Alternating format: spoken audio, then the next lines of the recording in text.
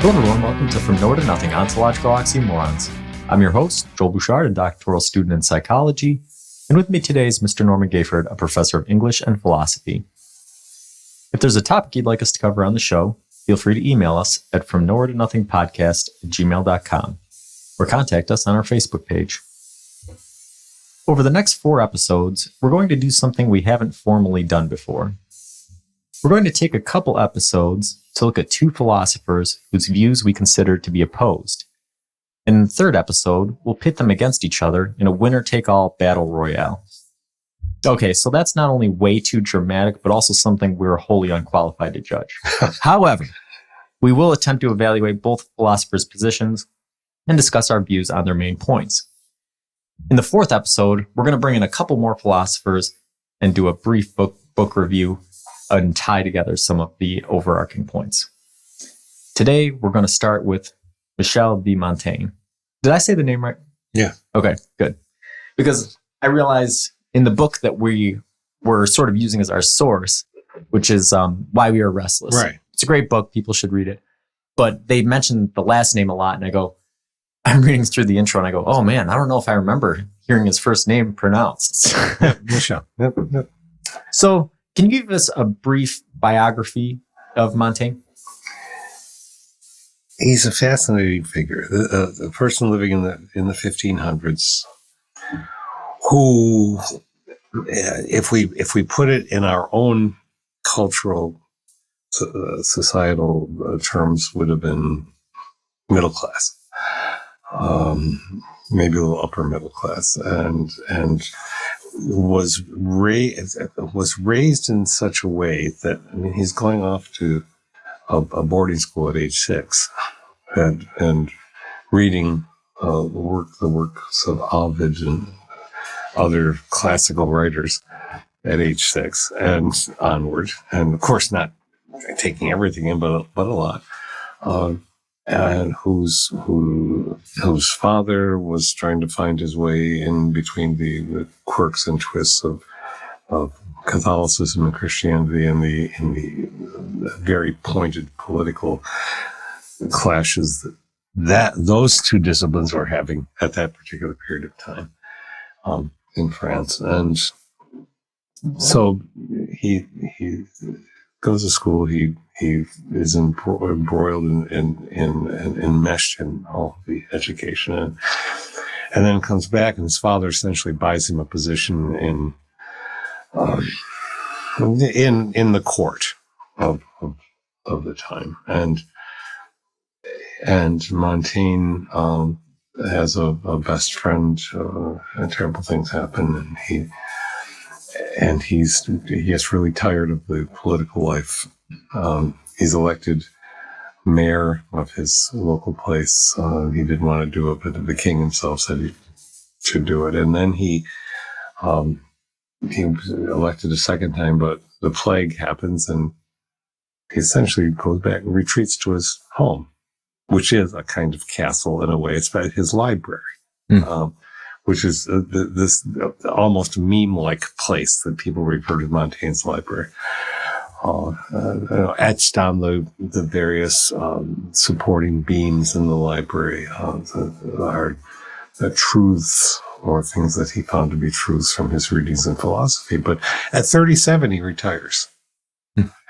He starts writing, and he's developing these things that the term is essay. In which he is engaging in subjective, individualistic writing about working his way through ideas and what he thinks about them.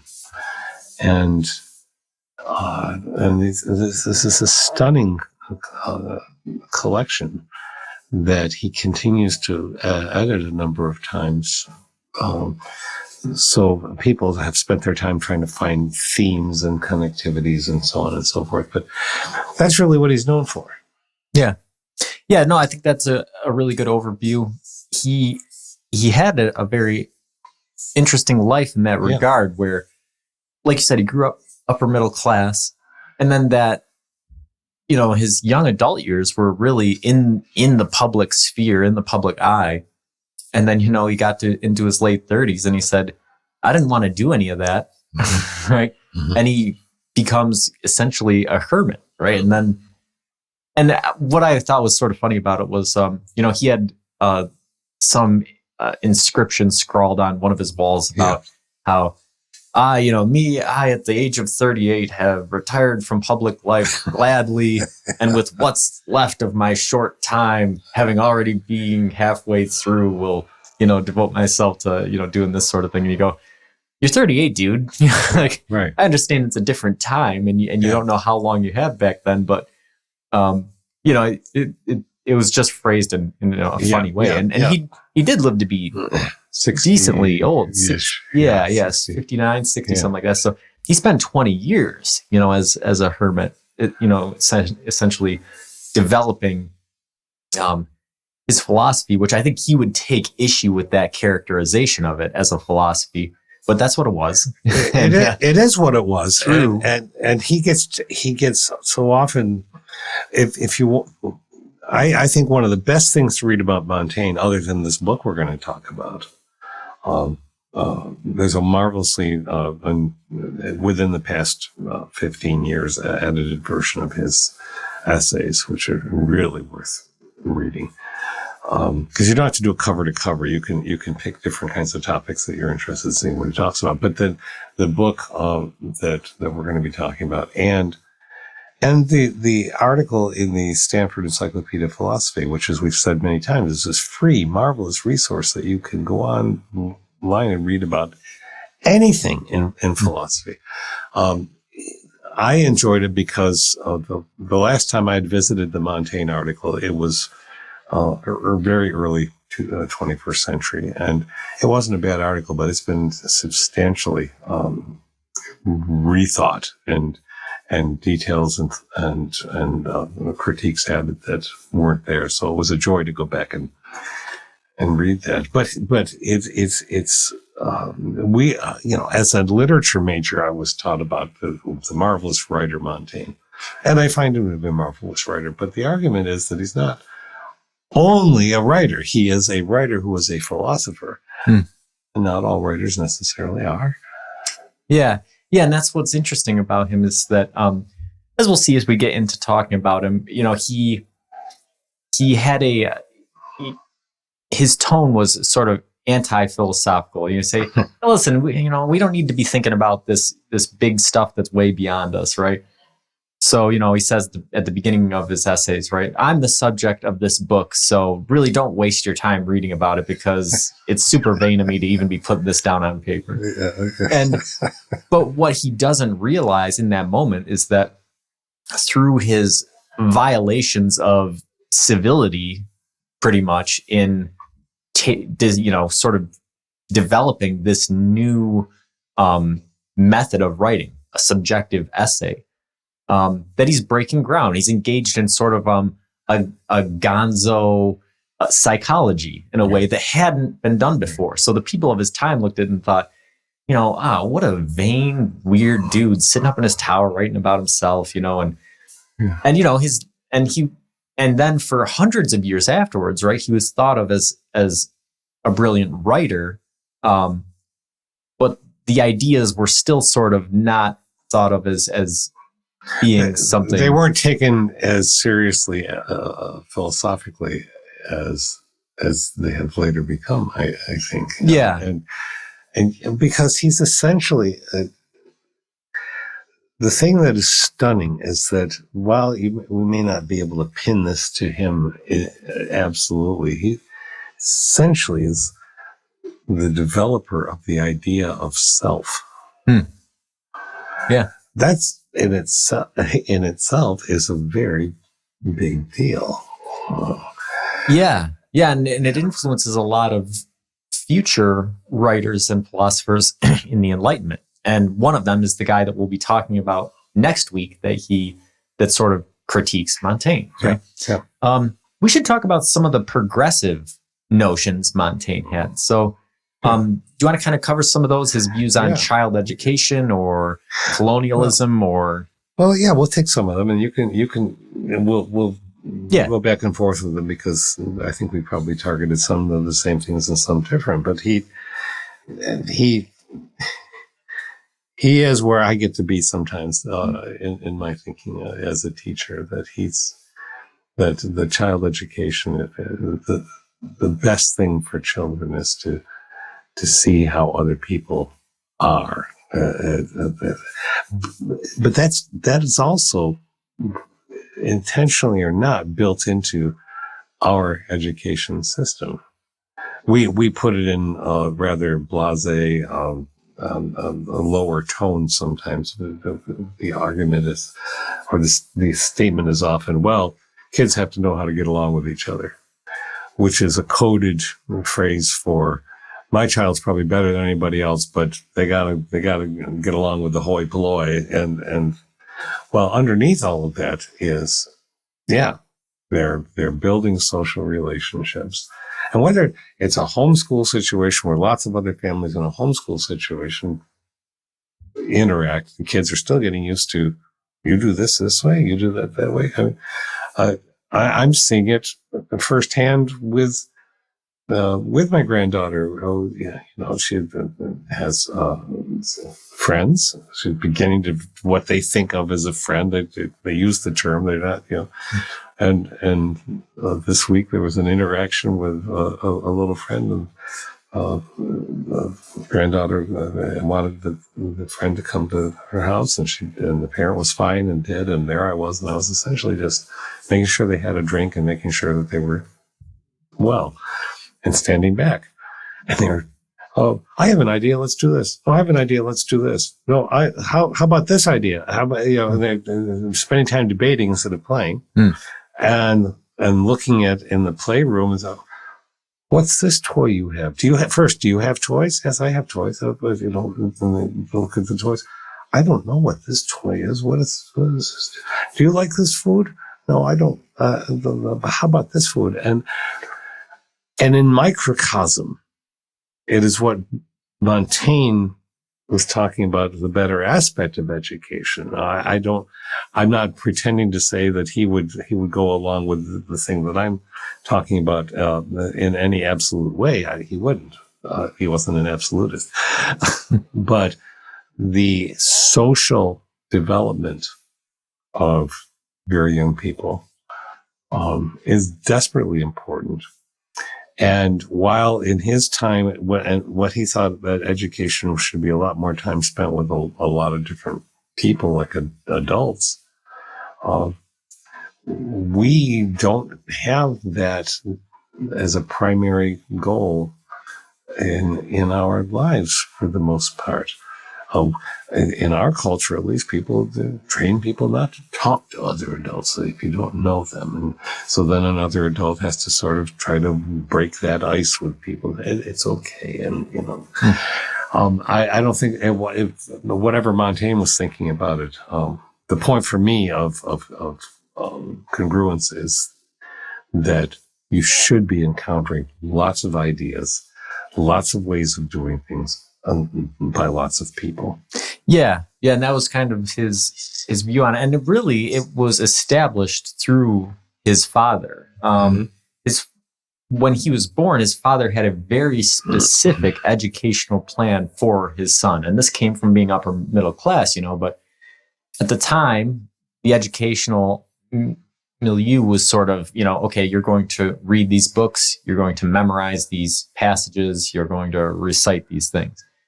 And his dad said, no, we're going to do, we're going to play games. We're going to have concrete examples. We're going to do, some of these things that were, far beyond their years in terms of educational philosophy.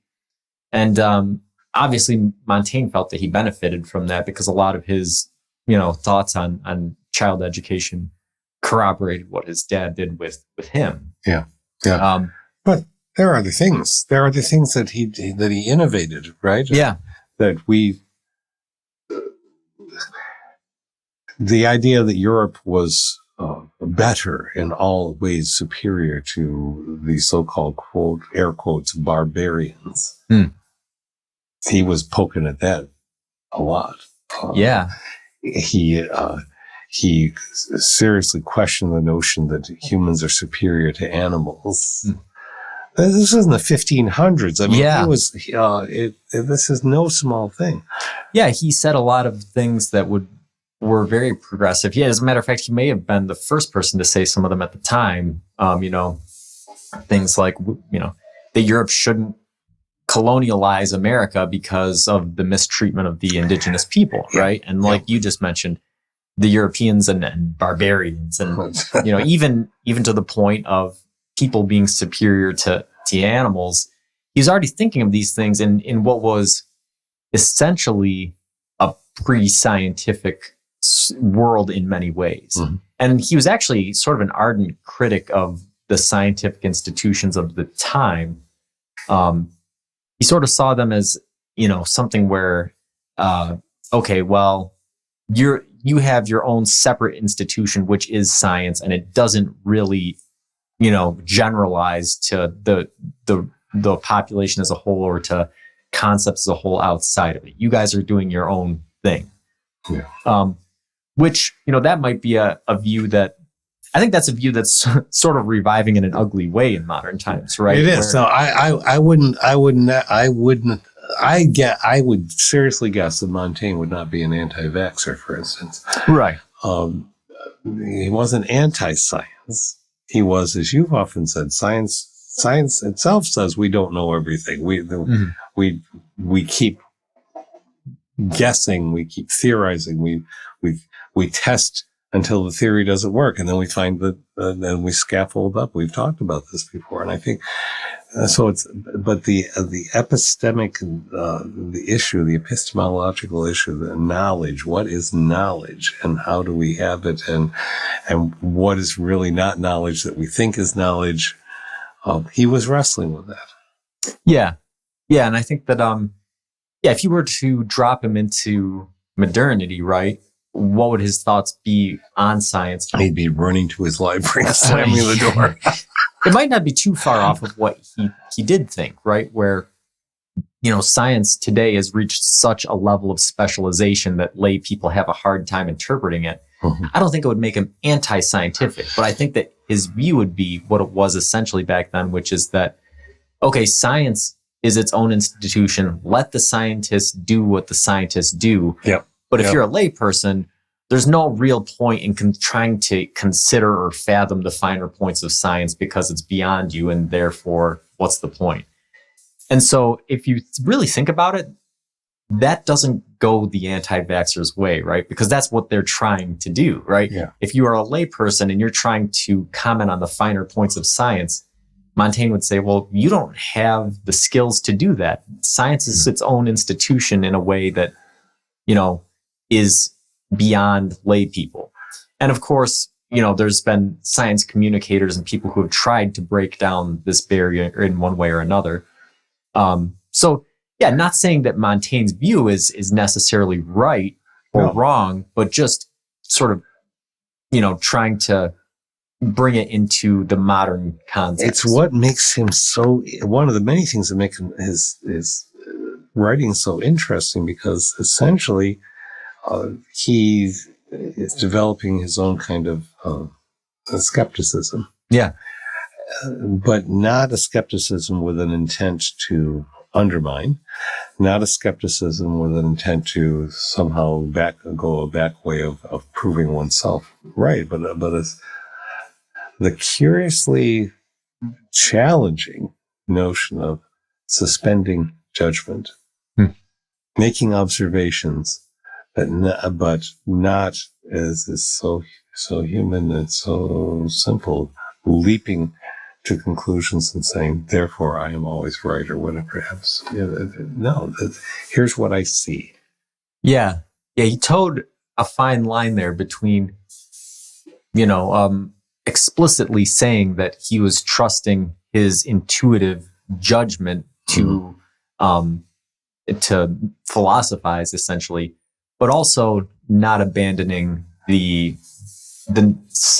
challenging, but not abandoning the knowledge that was already established in some ways. Yeah. So we've talked, we're sort of talking around it, but let's kind of address, how did Montaigne's place and time influence his thought? Because I think the important thing for the listeners to know, if they don't know about Montaigne, is how early he was. right? Like we're talking about pre-enlightenment, essentially, where he's thinking about things in some different ways. So how did, his family and his cultural and his religious context sort of contribute to the way his thoughts were developing? In the time in which he lived, there was something going on that, while we can't in our own time have exactly the same thing.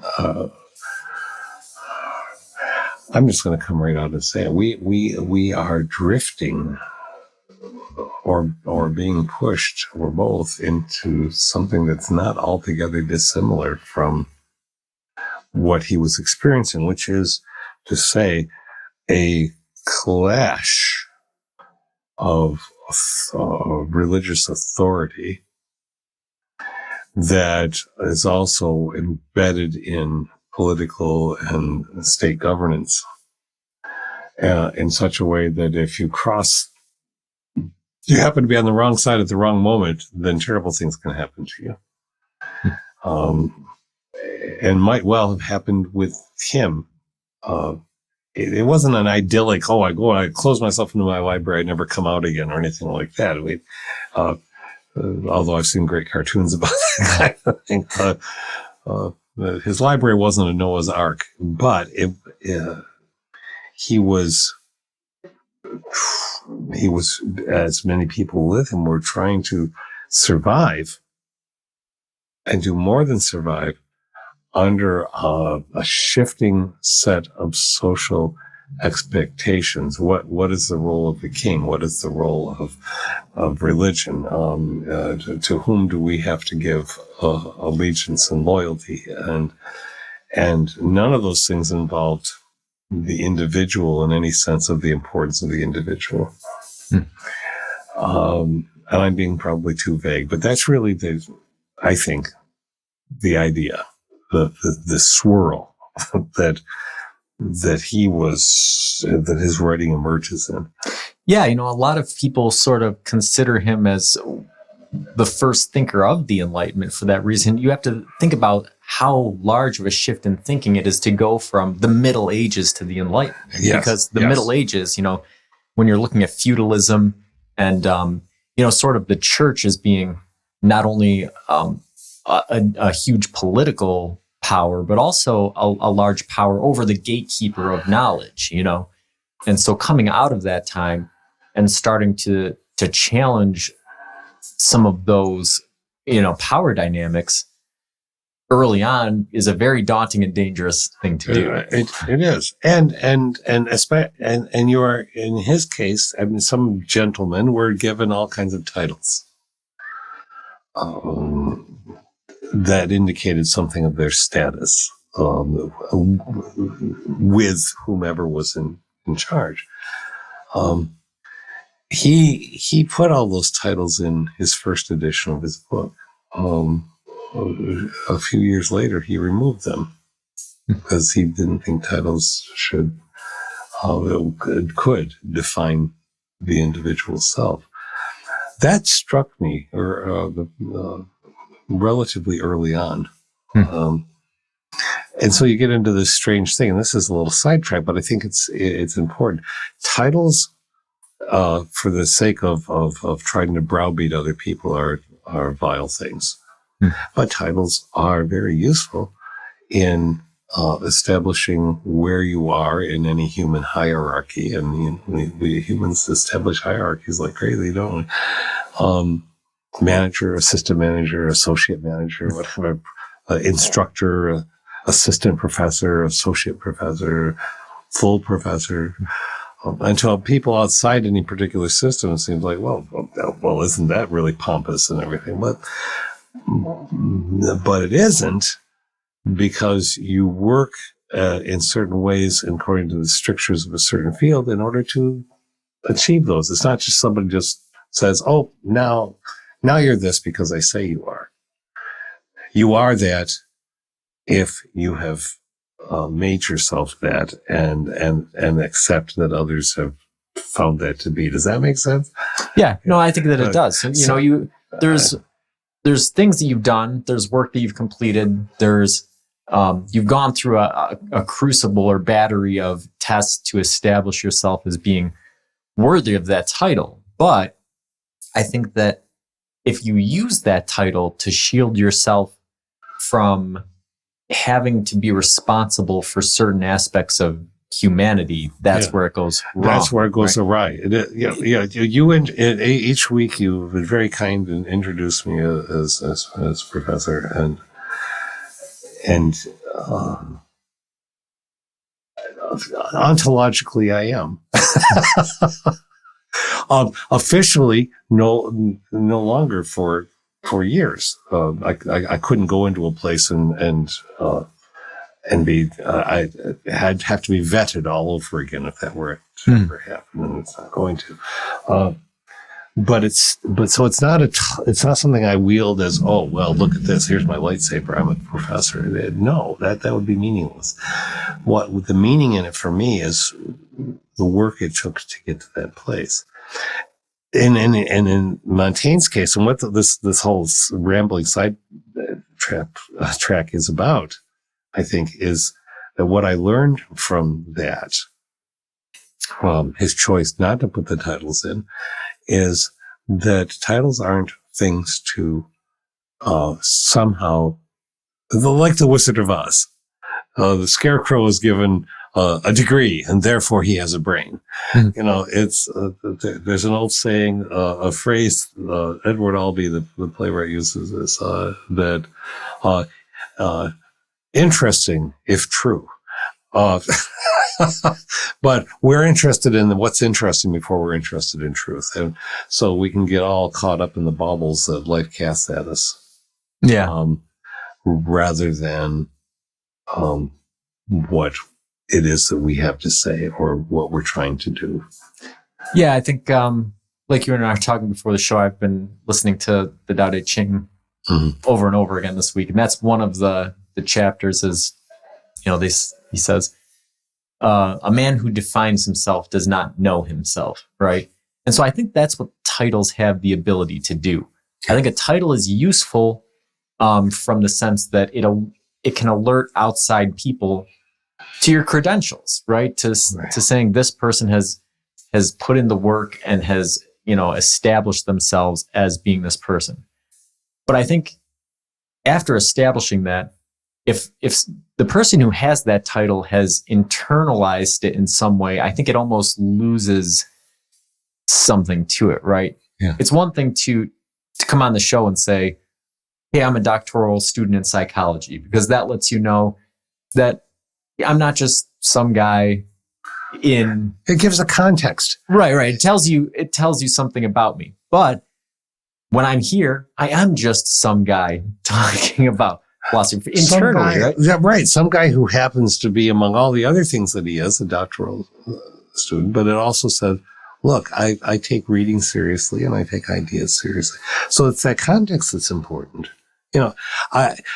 One of the things that I think Montaigne would be puzzled by is our propensity in our own society to we have this bipolar thing. We say we value education, but only if it gives you job training. We really, in the aggregate, do not value education. People are generally poo-poo education. Oh, you got book learning. You don't have street smarts. Well, that's what Montaigne, in a less vulgar way, would be saying, because you can have both. Right. But look at what we do in so many professions or occupations. We default to first names and everything. Pastor Dave, or Nurse Peter, or Nurse Jenny, or Dr. Sally, and that is a diminishment that to me is profound. It's like saying, well, we can't take you entirely seriously until we reduce you to your first name. But look how it doesn't work all the way up through a chain. I had lots of students call me Professor Norm. Okay. You don't lecture away at students about that because you want to work however you can work. But it's not President Mike. Right. It's not Trustee Janet. It's not Provost. I don't know. Fill in a name. Provost Elizabeth. It's not those. It stops. There's a place at which we can't do that. Yeah, and it's interesting. You had the Congress pass a dress code recently because you had a guy show up in a sweatshirt and gym shorts, right?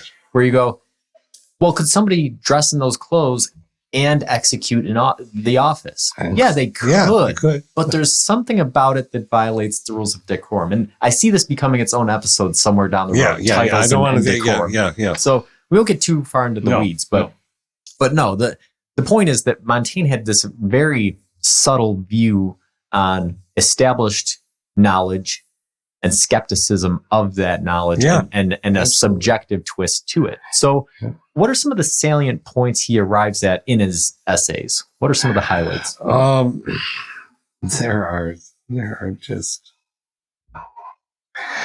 There are so many. For instance, if you just read a few of the essays, and some of them are very short, some of them are rather lengthy, but things like I quote others in order to better express myself. Traditionally people quote other people because they want to say, "See, I'm learned. I know these things." And he's saying, if I'm quoting this person, somehow I better figure out what I have learned by encountering that person's writing, because it's about me, but not in a narcissistic, an absolutely narcissistic sense. Yeah, this is a great segue from what we were just talking about. And I think that it is salient for especially people in higher education, right? The course I'm taking right now is teaching the college student, and they have a section on how to teach students not to plagiarize, right? And these sorts of things. And what Montaigne was saying, he had this thing where it appeared to be contradictory, what he was saying, right? Which is that, listen, established knowledge, whatever. It's all up for debate. You can challenge all of it. And it's about what I think personally. But then he had this erudite and, far-reaching knowledge of other thinkers and other people who did have an authority on knowledge that he would draw on. But what he was always saying was that if I'm drawing on this person, I'm not copying their idea. What they're saying is something that I believe, and now I am adding to it. Yes, and I have to figure out why I believe that, not just because they said it. And that's the foundation of higher education. When you're writing a paper, in college, what your teachers want you to do is to read the thoughts of other people and use those thoughts without just wholeheartedly copying and subscribing to those thoughts. They want you to read them, critically examine them, use the parts that you believe in, and add in what your views on it are. Yeah. There's a synthesis. Yeah, exactly. And that synthesis means finding your way. He says the greatest thing in the world is to figure out how to know how to belong to yourself. To belong to yourself, which means know thyself. Basically, we're back to that ancient thought. So there's that. But he has all. These are all out of context, but there's. But his essays always were, and that was some people's critique of them, right? It's like, wait, how can we just go from this to this? Because there's no connecting thread. He just writes down things as they appear to him. And then over the years, because he wrote these over the course of 15 years, he would add to them. Yes. And he would shuffle them. Right. Arrange them. Well, that would imply some kind of thread or through line, but he's in some ways he's a skeptic, not unlike Diogenes. I mean, so he's the greatest king in the world is still only sits on his own bottom. Now imagine you're saying this in a place where kings can have you offed. Yeah. Right? Yeah. But essentially we know what he's saying. It's like, that's really down to earth. And so he who fears, and now he's an Epicurean, right? He's not Epicurus, but he's just saying, he who fears he shall suffer already suffers what he fears. You fear death, well, then you're living a 1,000 million deaths, because that's where your head is all the time. So he's taking this.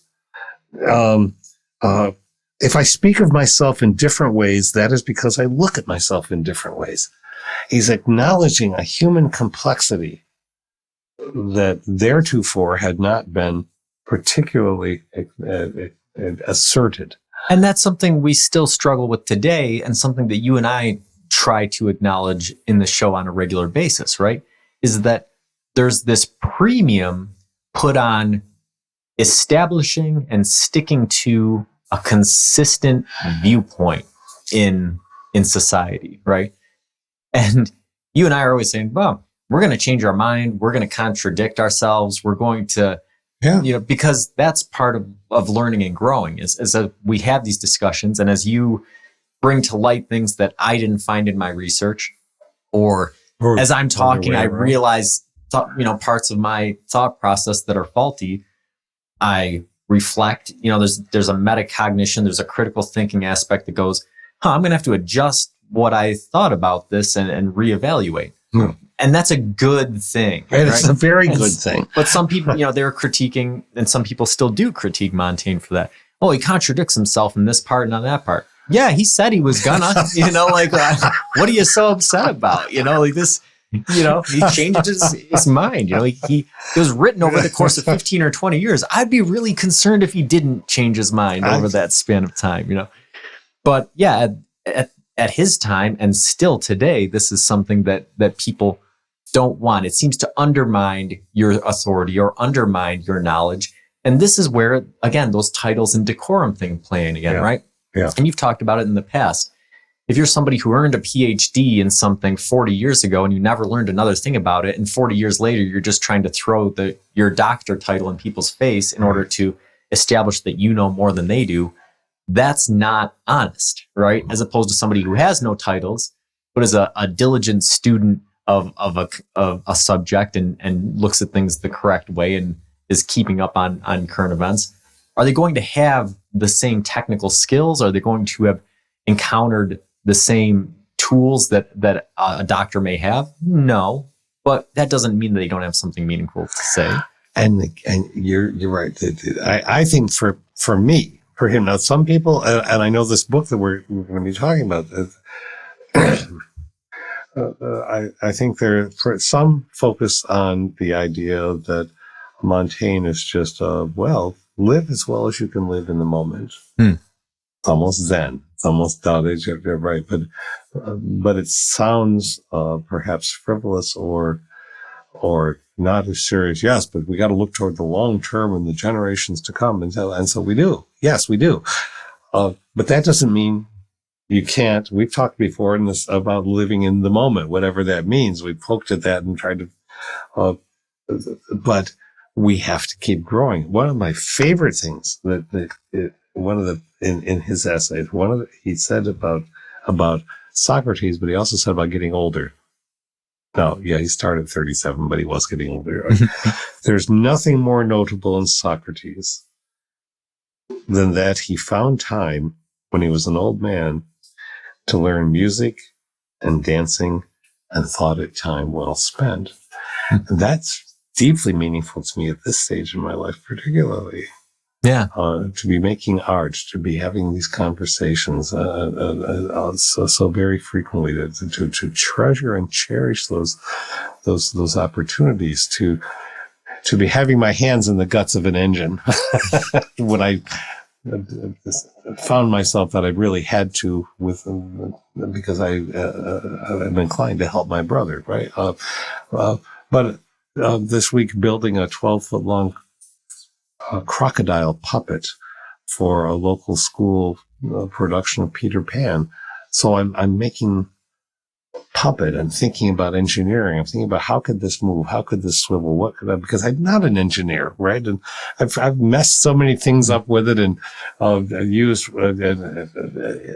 but you're playing. It's playing. It's what Diane Ackerman called deep play, which means not to just be goofy all the time, but what you were talking about with the Tao Te Ching, some people refer to Lao Tzu as the old master. Mm-hmm. And some people refer to him as the old boy is another translation of it, right? And so, yeah, and you and I were just talking about right before we hit the record button, as I've been reading, going through the Tao Te Ching again, he mentions that in the beginning, and I go, I like that translation so much better, because the old master, again, it's just surrounded with this decorum, right? This hermit sitting cross-legged on top of a mountain answering travelers' questions on what the meaning of life is. We hear the old boy and you go, well, here's a man that even in his old age has a boyish enthusiasm for things. Yeah. And I think that's something that society has a hard time reconciling, right? Is that somebody can be old and can have a boyish enthusiasm about things and can still have some knowledge, right? Yes. Some things that are authoritative, because for some reason, there's this conception that if you are enthusiastic in your old age, you don't have some authority of some kind, which is outside of it. It's just, there's another one, but I was going through different things. Oh yeah, that essay that reminded me of you as a writer, of any of us who write. He can just take you out at the knees. and he says, man is certainly stark mad. He cannot make a worm, and yet he will be making gods by dozens. Yeah. But it's, but he's not saying don't make gods by the dozen. He's just saying, okay. To me, there's this inherent spirituality, which is neither here nor there to somebody, because I do appreciate about Montaigne that he's not trying to say you must believe this or you have to believe. He's not being didactic. He's not being pedantic. He's saying, okay, here's what I think. I'm not asserting at all that that's what you ought to think. Yeah. But now we're in the 21st century. Well, there are people who can make quantum dots. They got Nobel Prizes for that, and making life forms. But we still do lots of gods. Yeah.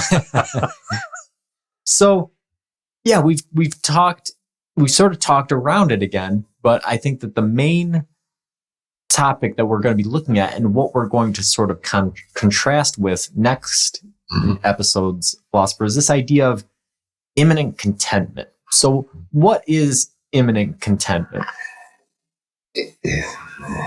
In a nutshell, as I understand it, over time, imminent contentment is the finding of that which is enough in any given day. The reaching of a place where you can say, I am at peace, at least with something, without any kind of assertion of some kind of grandiose notion of a utopia, or I'm at peace about everything and I'm just going to sit like a rock for 400 years. That's a little bit vague, but yeah. And so I think that this notion that he came to, you can see how it would be heavily influenced by his life, right? Mm-hmm. So he, you grew up, you're upper middle class, you spend your whole first half of your life in the public eye, being mayor, being a statesman, being at court, doing all these things. And then you get sick of it and you retire to your library and you start writing. And in the sanctuary of that place, right, where now you don't have to deal with those other things, you start to go, hey, this is enough, right?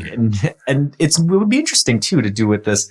So we're going to look at Montaigne this week. Next time we're going to look at a philosopher that contrasts with him heavily. Absolutely, yeah. It sort of would be interesting to do an episode comparing again with Lao Tzu, right? With it certainly would. There are many things that are very similar, and it'd be interesting to talk about to try to do the opposite rather than taking two contrasting viewpoints and then trying to reconcile them. Take two very similar viewpoints and then trying to contrast them. I think there's more use in that. Yeah, because there's many things in the Tao Te Ching that are applicable to this, right? This idea of doing, not doing, right? Which is, action through non-action, thinking through non-thought, which is a very abstract, difficult concept to grasp, but it's essentially this, I think that the most salient example is the athlete, right?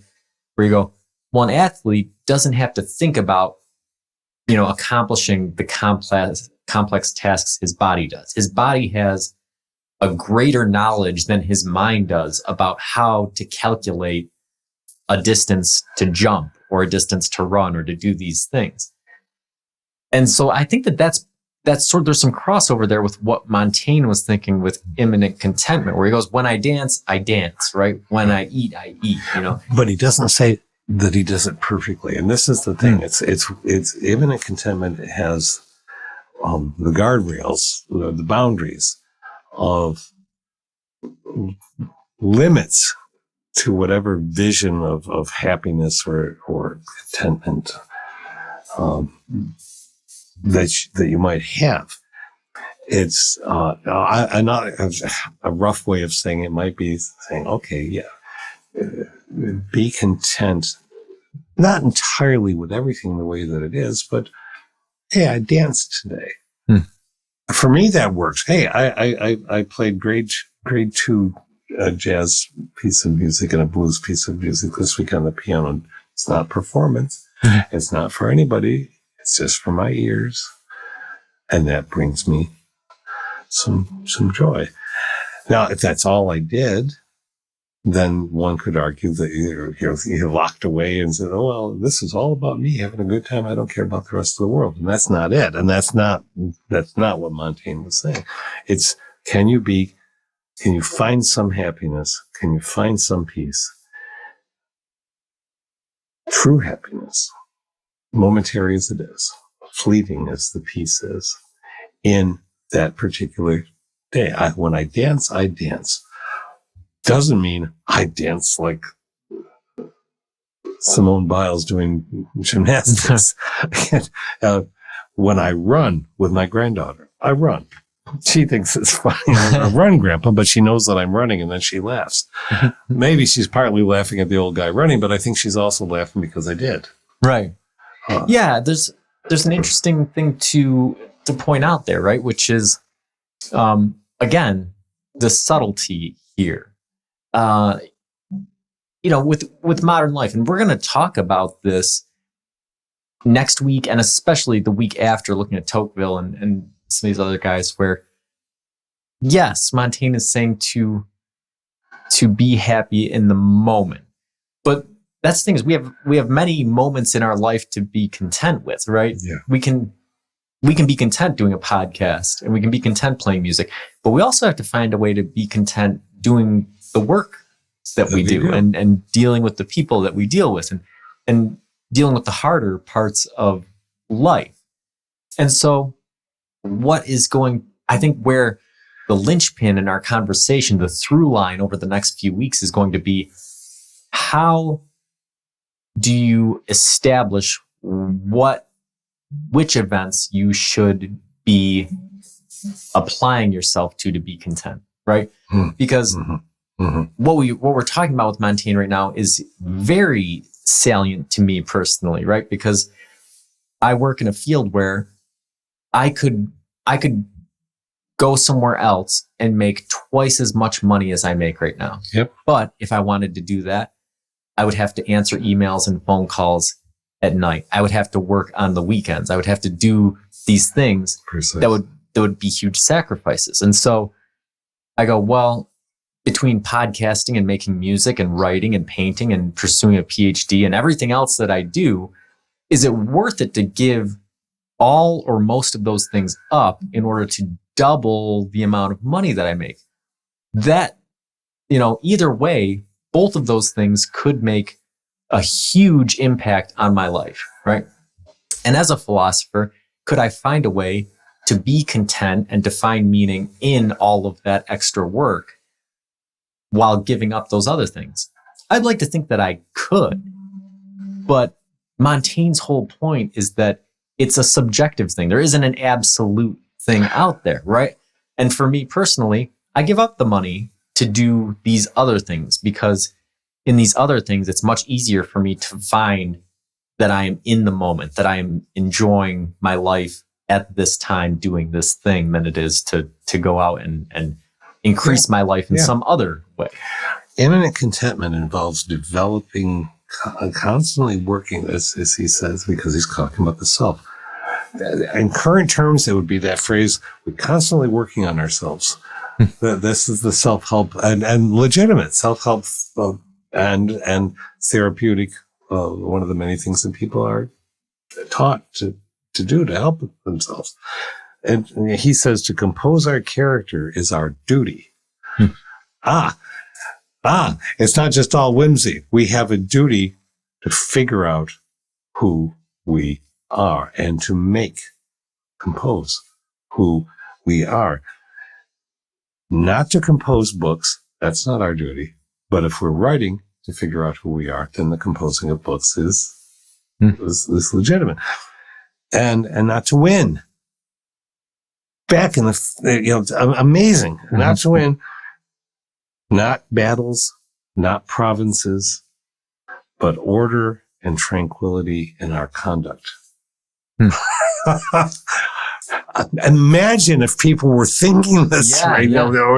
And that doesn't mean towing the line, being a quiet, meek, it means in who you are, bringing that to order and not just random flying off the handle at things. There's so much to learn from this one thing. Our great and glorious masterpiece is to live appropriately. But for him, appropriately meant attentive to who you are and how you were doing things. Yeah. Yeah. And it's a really powerful thing. And it's why the book was really great.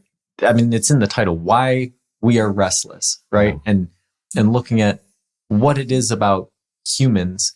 And there's different varying cultural contexts, right? Like we talked, Tocqueville is going to highlight, the specifically American aspects of it. And, before the show, you, me, and my wife, Amanda, were talking about different events and how we respond to them. Right. And there's been research into this that has shown there's a cultural aspect to it, right? People in Western societies tend to have better mental health outcomes if they vent and express their emotions. People in Eastern cultures tend to have better mental health outcomes if they suppress emotions. And so there's a cultural element to it. What sort of teachings and what sort of things society and culture value.